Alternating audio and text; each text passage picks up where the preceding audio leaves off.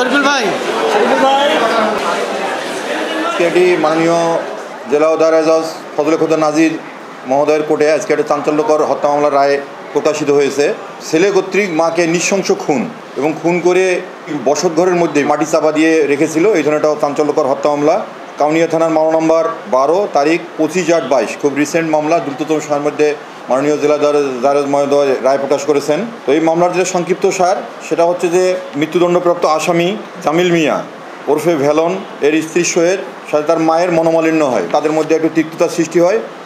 এর ফলে গত 19 তারিখে 19/8/2022 তারিখে এই জামিল মিয়ার স্ত্রী রাগ করে তার শ্বশুরবাড়ি থেকে সে পিত্রালয়ে চলে যায়। এই যাওয়ার পরে আপনার হচ্ছে মা ছেলের মধ্যে একটা আরও কনফ্লিকশন বা দ্বন্দ্ব শুরু হয় বা একে অপরের সঙ্গে আরও তিক্ততার সৃষ্টি হয়। এর ফলে এই জামিল মিয়া ওরফে ভেলন তার মাকে মানে হত্যা করার জন্য বা খুন করার জন্য বিভিন্ন ধরনের খুন করার জন্য সে চিন্তাভাবনা শুরু করে। এর প্রেক্ষিতে গত 19/8/22 তারিখে জামিল মিয়া এবং তার মা জামিলা খাতুন একই ঘরে পৃথক খাটে ঘুমিয়ে পড়ে। রাত অনুমান 1টা, দ্যাট মিনস 20/8/2022 তারিখে তার মা যখন গভীর ঘুমে আচ্ছন্ন ছিল এ সময় সে বালিশ চাপা দিয়ে তার মাকে শ্বাসরোধ করিয়ে হত্যা করে। হত্যা করার পর সে লাশকে গুম করার জন্য ওই ঘরেরই মেঝেতে গর্ত করার পরে লাশ ওখানে পুঁতে রাখে।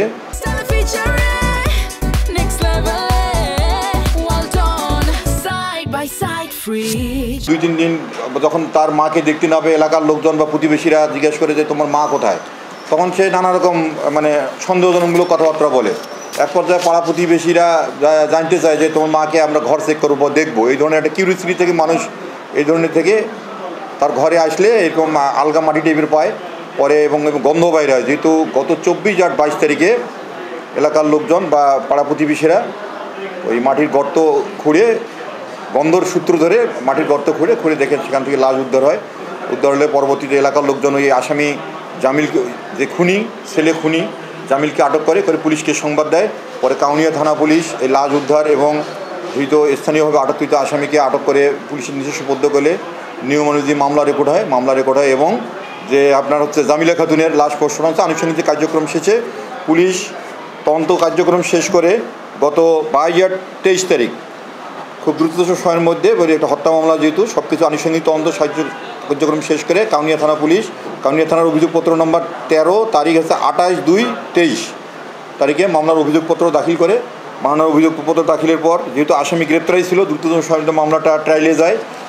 ট্রায়াল শেষে মাননীয় জেলা ও দায়রা জজ মহোদয় ফজলে খোদা নাজির মহোদয় আজকে এই মামলার রায় প্রকাশ করেছেন।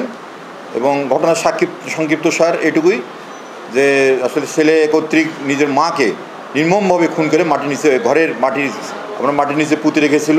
এটি নৃশংস খুনের ঘটনা এবং এটা চাঞ্চল্যকর মায়ের মামলা হিসেবে দৃষ্টান্তমূলক সাজা হয়েছে। এতে কাউনিয়াবাসী সহ আমাদের রংপুরের লোকজন আপনাদের মাধ্যমে জানতে পারবে এবং এই নৃশংস একটা খুনের রায় হতে যথাযথভুক্ত সাজা হয় আমি মনে করি যে এলাকার লোকও স্বস্তি প্রকাশ করবে। ধন্যবাদ সকলকে। আসসালামু আলাইকুম।